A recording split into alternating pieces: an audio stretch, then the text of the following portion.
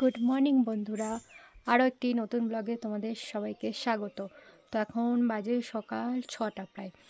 তো এখন আমরা কোনো ভিউ পয়েন্টে যাব, যেখান থেকে কাঞ্চনজঙ্ঘা সানরাইজটা দেখা যাবে। অ্যাকচুয়ালি সানরাইজ হয়ে গেছে, তোমরা দেখতেই পাচ্ছ। তো যাই হোক, আমরা ওখানে যাব। আর আজকে ভিডিও আমরা হোমস্টের রিভিউটা করেও তোমাদের দেখাবো। তো চলো ভিডিওটা স্টার্ট করা যাক। তো সকালবেলা উঠে কিছুটা এরকম একটা ওয়েদার আর এরকম একটা ভিউ।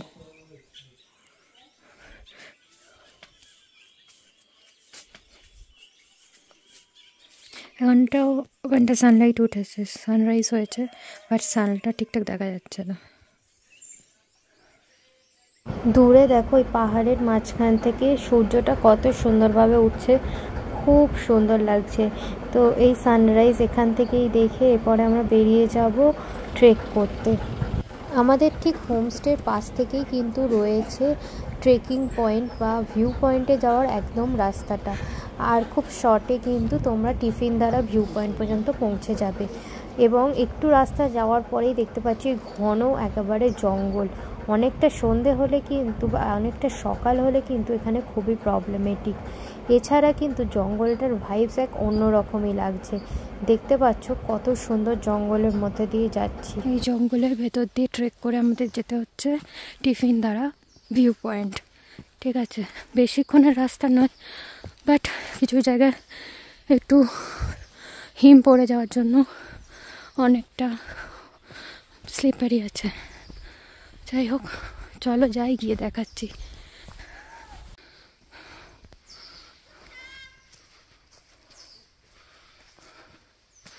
আপনারা ভিউ পয়েন্টে যাওয়ার আগে বরফ পড়ে যাচ্ছে হালকা।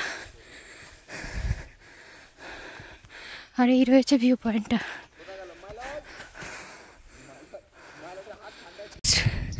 কাঞ্চনজঙ্ঘাটা কতটা সুন্দর লাগছে।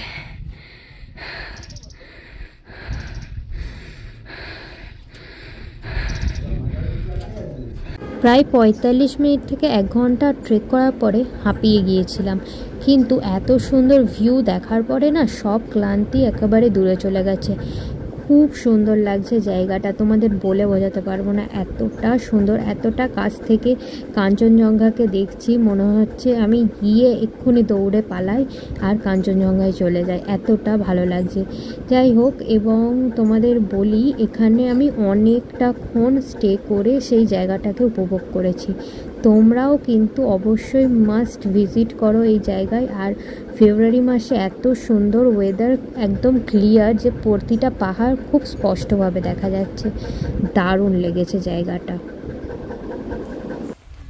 তো বন্ধুরা, আমরা এখন ট্রেক করে বাড়ি, মানে হোমস্টেতে পেলাম, বাড়ি না।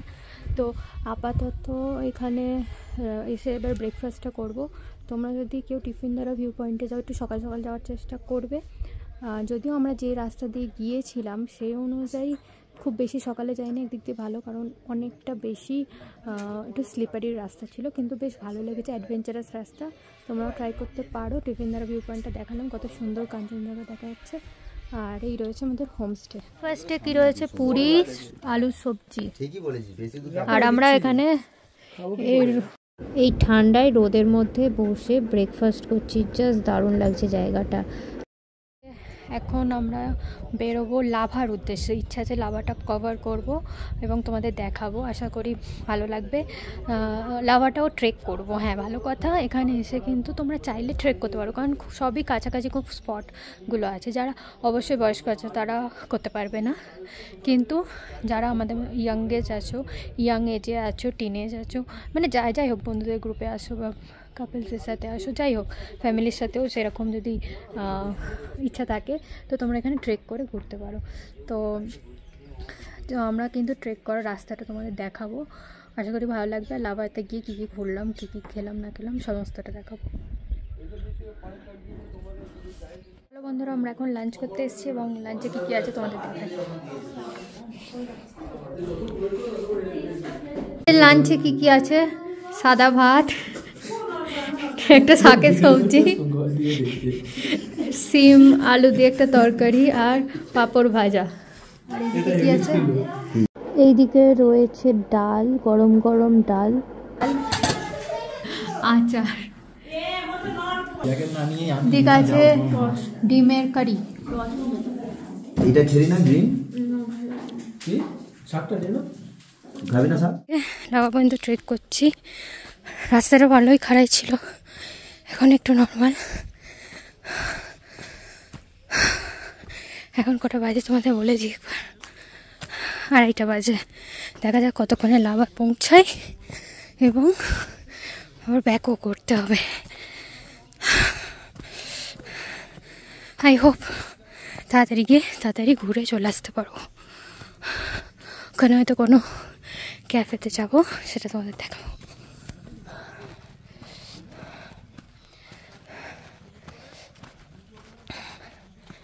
এই রয়েছে ভিউটা, দেখো।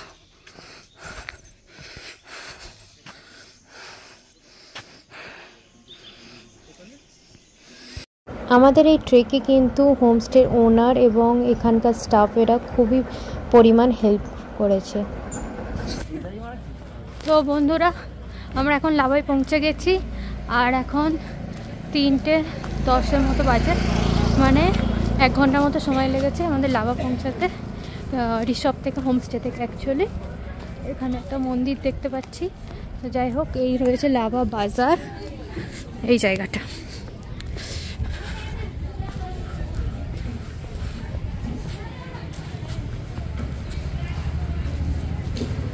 আর এটা রয়েছে লাভা মনেস্ট্রি, যেহেতু বন্ধ হয়ে যায় তাই আর গেলাম না।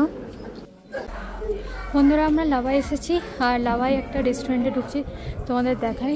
নাম হচ্ছে তামু রেস্টুরেন্ট। তো এখানে কিছু খাবার অর্ডার করব এবং খাবো। এখান থেকে অর্ডার করলাম চিকেন থুপকা। দেখতে তো মোটামুটি ভালো, কিন্তু খুব স্পাইসি ছিল। আমার খুব তো ঝাল লেগেছে, আমি খুব একটা বেশি ঝাল খেতে পারি না, তোমরা জানো, কিন্তু এছাড়া আদারওয়াইজ ভালোই ছিল। তোমরা তো দেখলেই 1 ঘন্টার মতো লাভা যেতে লেগেছে, সেরকমই ফিরতে 1 ঘন্টারই সময় লেগেছে। তারপরে হোমস্টে চলে এলাম। হোমস্টেতে এসে আমরা বনফায়ারের ব্যবস্থা করিয়েছিলাম। এটাও কিন্তু আলাদা করে চার্জেস দিয়ে করতে হয়, কোনো কমপ্লিমেন্টারি নয়। কত কি চার্জেস আসে চলো তোমাদের একবার বলে দিই। তোমরা ওই মেনু কার্ড যে দেখিয়েছিলাম সে তাতে কিন্তু চার্জেস পেয়ে যাবে। মোটামুটি ধরে রাখো 1000 থেকে 1500 টাকা, 1600 টাকার মধ্যেই ঘুরফের করে। তোমরা এবার দাম দর করে নেবে। বনফায়ার শুরু হয়ে গেছে, এবার বারবিকিউটা আসবে।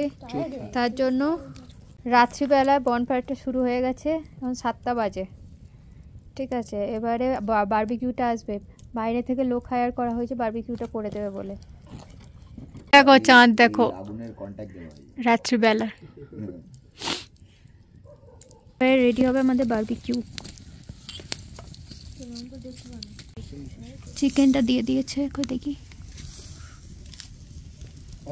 চিকেনটা একদম সাইডে কিন্তু দিয়ে দিয়েছে, তোমরা হয়তো দেখতে পাচ্ছ।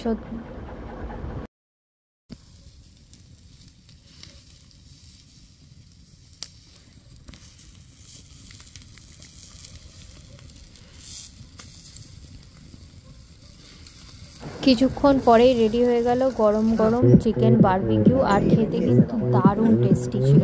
তারপরে চলে গেলাম ডিনার করতে। ডিনারে কী কী আছে দেখে নাও। এখানে রয়েছে রুটি, ডাল, ভাত, সাথে চিকেন কষা, একটু আলু ভাজা, এই সমস্ত জিনিসই ছিল। চলো আজকের ভিডিওটা এখানে শেষ করছি। নেক্সট ভিডিওতে তোমাদের হোমস্টের রিভিউটা করে দেখাবো। টাটা।